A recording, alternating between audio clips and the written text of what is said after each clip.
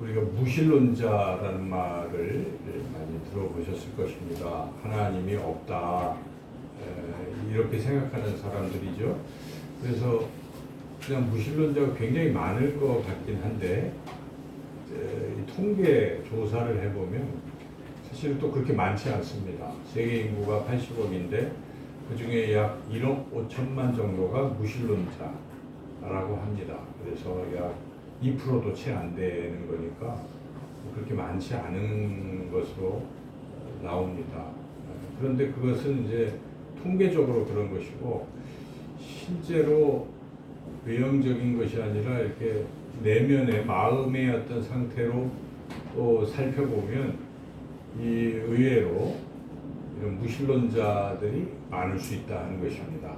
예를 들어서 영국은 기독교 국가거든요. 그래서 대부분 다 기독교인이라고 합니다.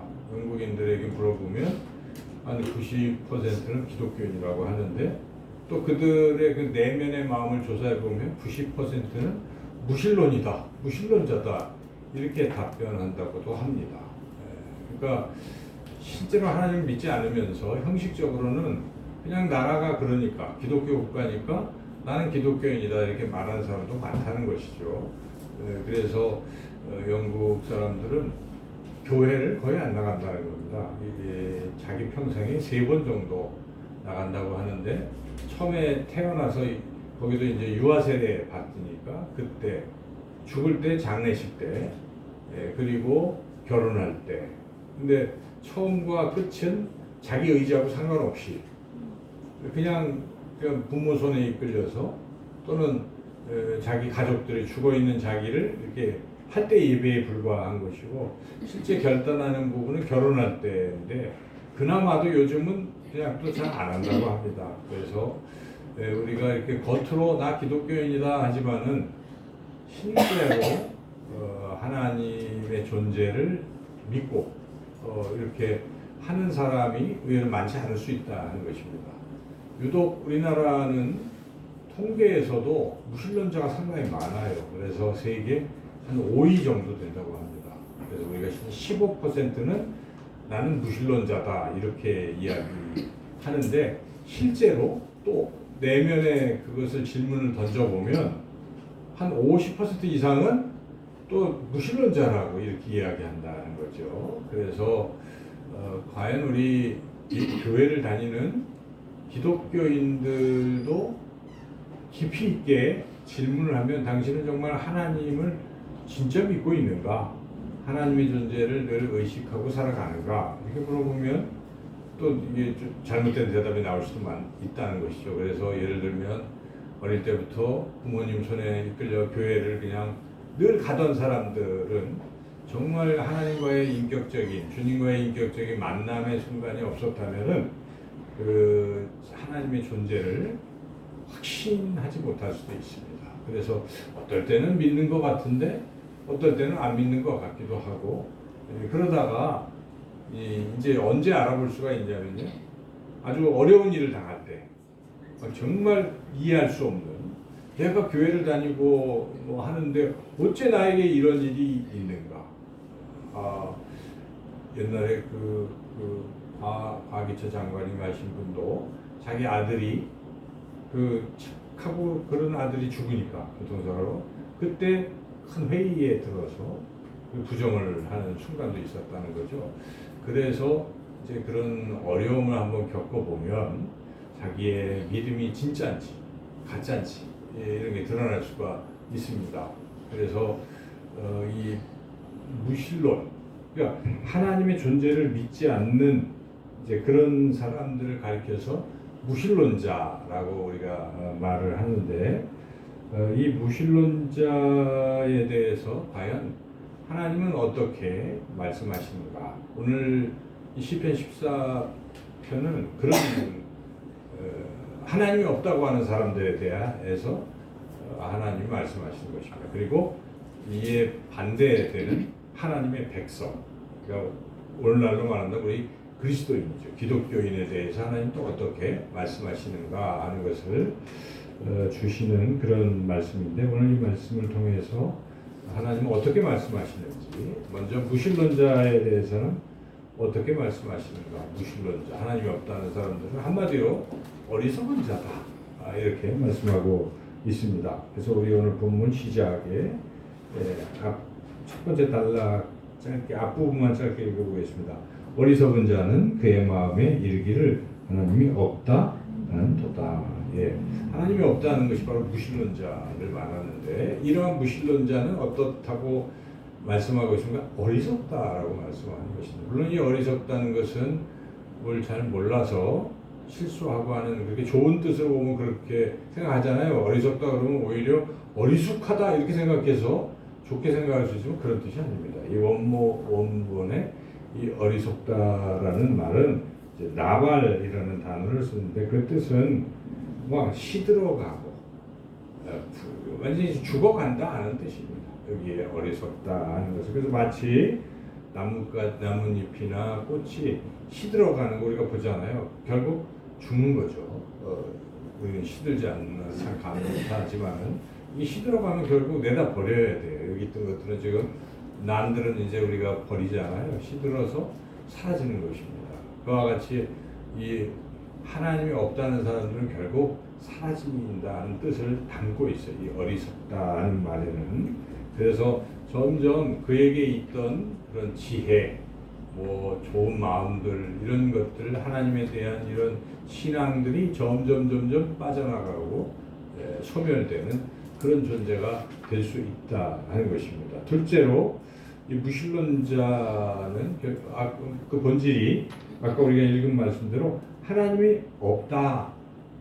그런데 이제 그냥 하나님이 없다 이렇게 얘기하는 게 아니라 이 시작을 보면 마음으로 이렇게 시작이 되죠. 그래서 우리가 1절 다시 한번 보면 그의 마음에 이르기를 하나님이 없다 하는도다. 그러니까 자기 스스로 자기 마음을 향해서 하나님이 없다 이렇게 주장하고 있는 듯한 느낌이 들어요. 그러니까 실제로 하나님이 없다라고 말하기는 어려운 거죠.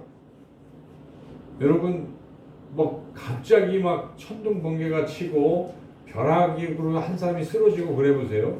길 이렇게 가다가 자기가 어떻게 합니까? 아이고 신이시여 나를 그렇죠. 그런 커다란 위기 앞에서 하나님이 없다고 부인 못합니다. 그런데 양심이 자꾸 화인 맞아 가고 무디어가면 어떤 증상이 벌어집니까?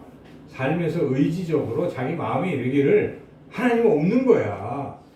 당신 봤어? 하나님 있는 거 봤어? 이런 식으로 자꾸 자기 스스로 없다고 주장해 나가는 거예요. 그래 나중에는 어떻게 진짜 없다고 믿는 거예요. 자기 스스로. 그런데 로마서 1장에 보면 하나님께서 만드신 자연을 통해서 사람이 하나님이 없다라고 부인할 수 없다라고 증거가 명백하다라고 사도 바울은 분명히 말씀하고 있지 않습니까? 인간은 나약하기 때문에 그런 상황에 처하면 다 하나님의 존재를 부인할 수 없어요. 있는 겁니다. 그런데 사람들은 그럼에도 불구하고 자꾸 하나님이 없는 것처럼 주장하고 그렇게 살아간다는 것입니다.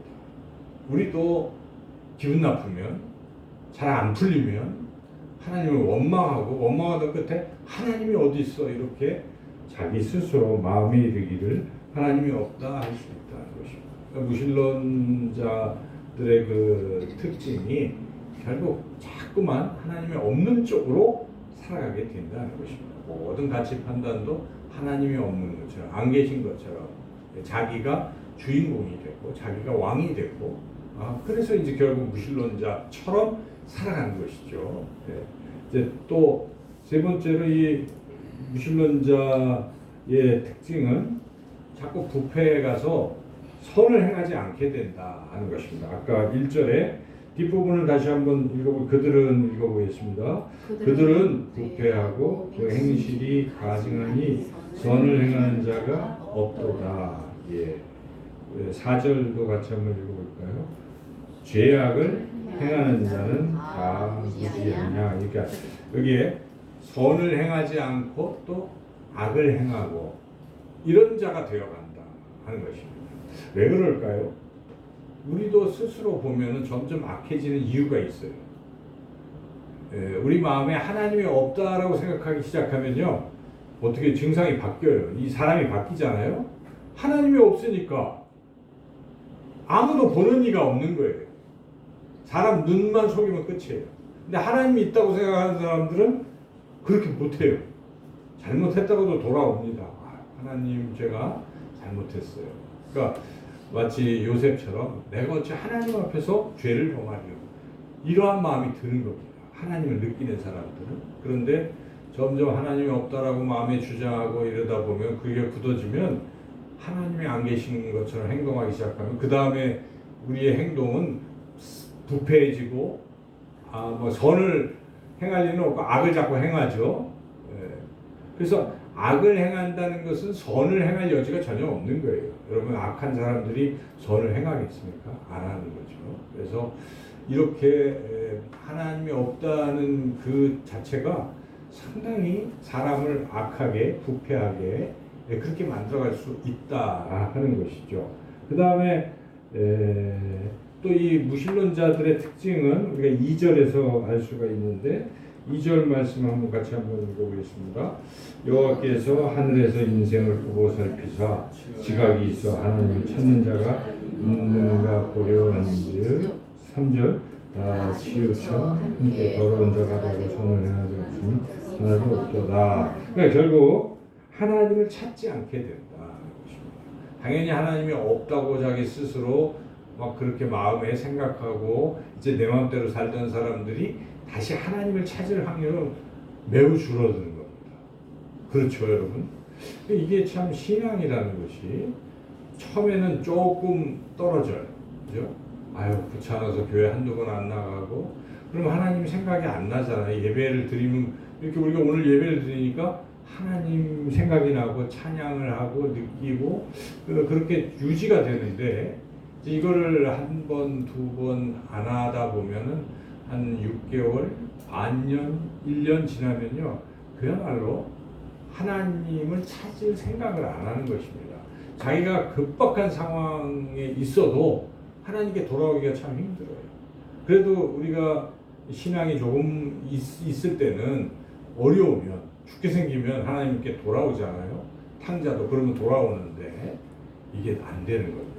너무 멀리 가면은 하나님 생각도 안 나가고 이렇게 하나님을 찾지 않게 된다는 것입니다. 그러니까 이 하나님이 없다라고 생각하기 시작하는 게 얼마나 위험하고 한 것인지 우리가 오늘 본문을 통해서 다시 한번 분명히 깨달을 수가 있습니다.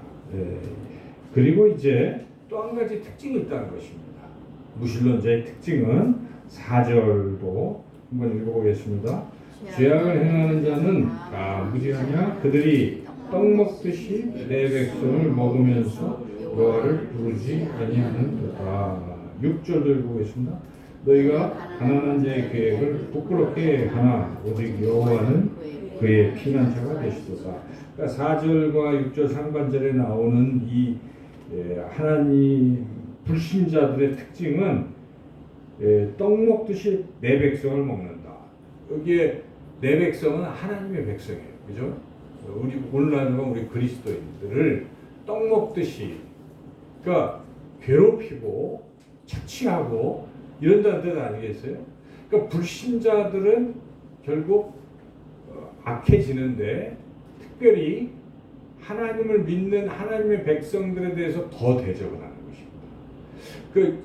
우리가 왜 크리스찬이었다고 하다가 저 신앙을 버리고 불신자가 된 사람들은요, 더 악랄하게 교회를 욕하고 대적하고 막 이러는 경우가 많잖아요. 그러니까 그러니까 대체로 그런 무신론자 쪽에서 공격하는 사람들은 한때 교회를 다녔던 사람들이 많아요, 의외로. 그래서 그 특징이 그런 겁니다. 여러분, 그 그리스도인이었다가 비그리스도인이 되는 이제 그런 경우에 이런 믿는 사람들에 대한 그런 태도가 이제 그렇게 더 악할 수 있다, 그런 말씀이죠. 그래서 여기 이제 6절에서 가난한 자라는 것은 하나님의 백성을 가리키는 말이에요. 앞뒤 문맥으로 보면. 그래서 그것도 막 조롱한다는 것입니다. 가난한 자의 계획을 부끄럽게 하나, 이제 가난한 자들이 이제 하나님을 의지하고 하나님의 피난처가 되려고 막 이렇게 하는 행위들이 있잖아요. 우리가 막 그 악한 자들이 우리를 핍박할 때 우리는 어떻게 하는지 하나님이 나의 피난처이십니다 하고 그렇게 의지하는 그런 것조차도 비웃고 조롱하고 부끄럽게 만들고 더 비웃을 수 있다. 그러니까 이렇게 무신론자들의 모습은 정말 우리가 볼 때 악한 것의 끝판왕이다 이렇게 말할 정도로 악한 길로 갈 수 있다는 것입니다. 그래서 하나님이 없다는 것이 얼마나 큰 범죄자가 되는지 그 길을 보여주는 것이고 그들의 운명은 뭐 여기 하나님의 심판이 이제 그들에게 임하는 것이죠. 그래서 그게 이제 그렇게 심판에 이르게 된다는 것입니다. 자, 그런데 이제 반대로 하나님의 백성들에 대해서는 하나님이 어떤 마음을 가지시는가 하는 것인데 첫째는 함께 하신다는 것입니다. 하나님께서는 하나님의 자녀, 하나님의 백성과 함께 하신다. 5절 한번 읽어보겠습니다.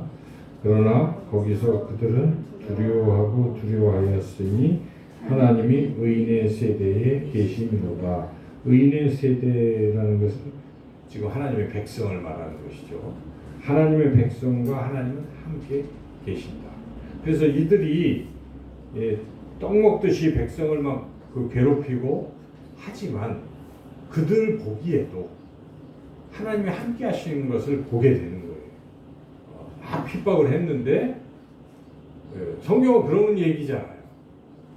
막 핍박자들이 이렇게 하나님의 백성들을 괴롭히지만은 하나님이 함께 계셔서 그 문제를 해결하시고 막아주시는 그러한 일들이 기록되어 있잖아요. 예를 들면 우리가 그 이삭이라는 사람이 있잖아요. 이삭이 이제 가뭄 때문에 그랄 지역으로 피신을 했어요. 아버지처럼 똑같이 아브라함처럼 피신을 했는데 처음에는 자기 잘못해가지고 자기 아내를 또 동생이라고 이렇게 속이기도 했지만은 그러나 여전히 하나님은 택한 백성 이삭을 사랑하시고 이삭과 함께 하셨어요. 그래서 거기 머물면서 이삭이 이제 뭐 이렇게 농사도 짓고 이제 이랬는데 그게 굉장히 잘 살게 된 거예요. 부자가 된 거예요. 그거를 그날에 아비멜렉이 봤습니다. 보고 겁이 났어요. 두려웠어요. 와, 저 와서 그렇게 뭐 별 나약했던 저렇게 거부가 되는 걸 보니까 하나님이 함께 하시는구나 이걸 느꼈습니다. 그래서 성경 말씀에 보면은 하나님이 이삭과 함께 계심으로 그것을 알고 이 아비멜렉은 옵니다. 그래서 화친을 청하고 미래에 우리 서로 잘 지내자라고 그렇게 협약을 맺었다라고 성경이 기록. 그러니까 그들의 눈에도 하나님의 백성과 하나님이 함께 계시는 것을 느끼는 것입니다. 그래서 두려워하는 것이다. 여기에 5절에 보니까 거기서 그들은 두려워하고 두려워했으니 하나님이 의인의 세대에 계심이로다. 결국 그렇게 된다는 것입니다. 그래서 우리가 하나님의 자녀 백성으로서 이 핍박을 하잖아요. 무신론과 세상이 우리를 때로는 조롱하고 괴롭히고 어렵게 할지라도 하나님이 여전히 우리와 함께 하신 줄로 믿습니다. 그래서 그들이 그걸 보게 되는 것이죠. 그래서 이것을 견뎌낼 수 있는 것입니다. 우리가. 자, 그 다음에 하나님의 이 백성들을 향해서 하나님은 어떻게 하시는가?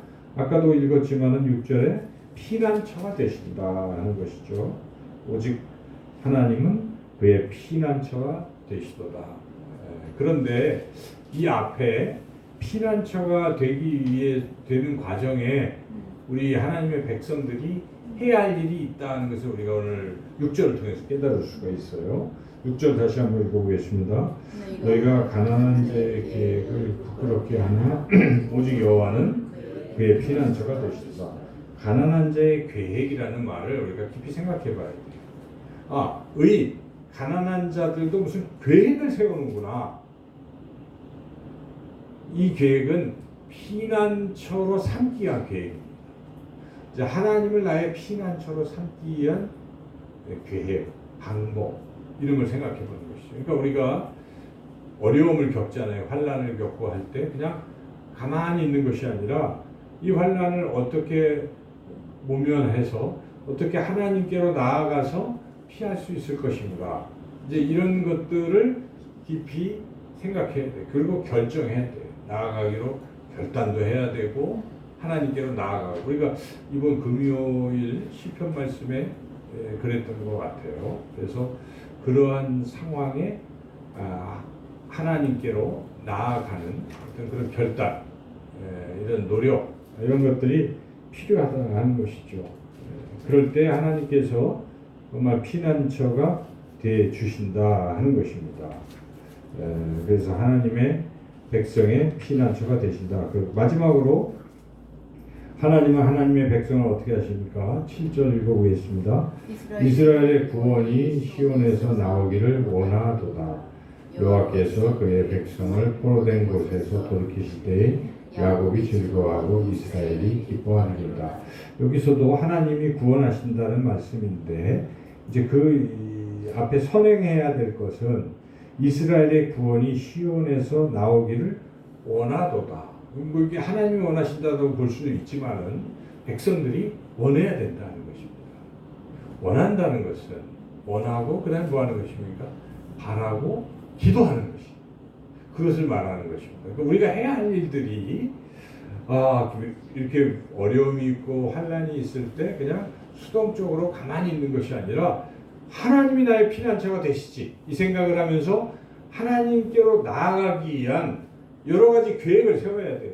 내가 지금 이럴 때 하나님 앞에 기도하러 가야지, 또 예배를 드리러 가야지, 이런 게 있을 거 아닙니까? 내가 이게 아무리 힘들어도 하나님을 만나야지, 나의 피난처 대신 하나님께로 나아가야지, 이러한 결단과 이런 어떤 세밀한 생각들, 계획들이 있어야 그 다음에 이런 피난처가 되어 주시는 것이고, 그 다음에 또 하나님 나를 구원하신다는 것을 원해야 되는 것이죠. 하나님 저를 이 터널에서 지나가게 하시고 이 늪에서 건져주시고 하고 우리가 정말 그런 마음이 있어야 돼요.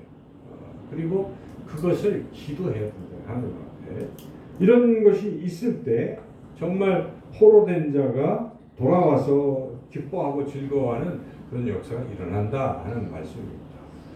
이와 같이 오늘 본문에서 절대로 우리가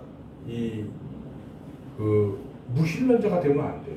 우리 신앙이 하나님 믿던 사람들이 점점 떠나서 나중에는 타종교로 가는 사람도 있고 그냥 아예 무신론자로 빠져갈 수도 있어요. 지금 우리 가나안 성도라는 말 안 나가 하는 사람들이 점점 늘어나고 있는 이때에 그 안 나가가 계속 고착되면요 결국 무신론자로 빠지고 말기 때문에 우리도 우리대로 그러한 자들을 우리가 사람들을 위해서 기도하고 권면하는 일을 계속해야 될 것이고 우리 스스로도 그런 상태에 절대 빠지지 않도록 우리가 정신을 차리고 주의해야 되는 것이고 그리고 우리는 하나님의 백성으로서 그러한 자들이 때로는 우리를 괴롭힐 수가 있어요. 국가적인 단위에서 무신론자의 위정자들이 백성들을 괴롭히고 있다든지 또는 내가 가는 직장에서 무신론자가 나를 직장에서 여러 가지 믿는다고 해서 어렵게 한다든지 이런 일들이 벌어질 수 있어요. 그죠? 물론 우리가 북한이나 이슬람권이나 그러면 더욱 그 핍박이 크게 다가오겠지만 우리는 대한민국에 살면서도 은근히 그러한 어떤 어려움을 겪을 수도 있다는 것입니다. 그럴 때 우리 오늘 이 시편 14편의 말씀을 깊이 생각하며 하나님께서는 그러한 무신론자 세상의 그런 핍박으로부터 하나님이 함께 하시면서 우리를 피난처가 되주시고 그러나 우리를 반드시 구원하실 것이다. 이런 확신이 우리에게 있어야 돼요. 하나님은 그러신 분입니다. 나를 사랑하시고, 그리고 그런 가운데 내가 그냥 수동적으로 가만히 있지 말고 내가 어쨌든 결단하고 하나님께로 나아갈 길을 향해서 예배를 드리고 하는 이 결단, 그리고 하나님 정말 나를 도와주십시오. 저는 여기서 빠져나가고 싶다는 간절한 소원을 가지고 이 시인처럼 하나님 앞에 간절히 원하고 기도한다면 하나님께서 반드시 우리에게 회복과 또 해결과 그런 즐거움과 기쁨을 주실 줄로 믿습니다. 한 주간도 살아가시면서 이 말씀대로 살아가시는 저와 여러분 되시기를 주님의 이름으로 축원합니다. 하나님 감사합니다. 항상 하나님의 귀한 말씀은 하나님 우리를 사랑하시고 우리가 어떤 위기 가운데서도 건져주신다는 말씀임을 또 한 번 깨닫습니다. 하나님 이렇게 하나님은 좋으신 분이신데 하나님 우리가 홀로 나 혼자 힘으로 해결하려고 하다가 쓰러지고 넘어지고 힘들어하지 않게 하시고 하나님을 붙들고 한 주간도 승리하는 우리 모두가 되게 하여 주시옵소서. 예수님의 이름으로 기도드리옵나이다. 아멘.